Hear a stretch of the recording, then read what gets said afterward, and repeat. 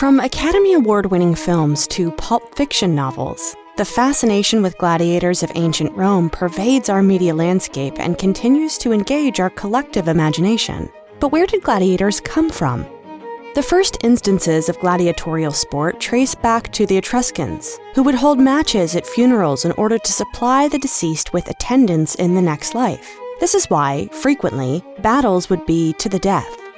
As Etruscan culture began to be absorbed by the growing Roman civilization in the 2nd and 1st centuries BCE, the practice grew in scope and popularity, receiving swaths of spectators and an increasing number of combatants. Large amphitheaters, such as the Colosseum, were built across the Roman Empire as venues for these competitions. Gladiatorial matches became a political practice rather than a religious one, using public entertainment and spectacle as a way to display power and court favor with the Roman people. While the majority of gladiators came from slavery or incarceration, it was not uncommon for free men, and occasionally women, to volunteer. They could be discharged soldiers, impoverished citizens, or formerly enslaved people. They used the sport as a way to earn a reputation and a living, no matter how precarious.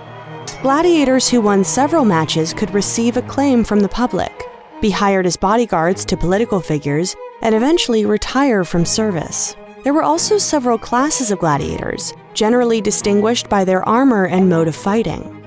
They would be matched with an opponent who could create an exciting or challenging fight, frequently a heavily armed, slower opponent against a lightly armed, nimble opponent.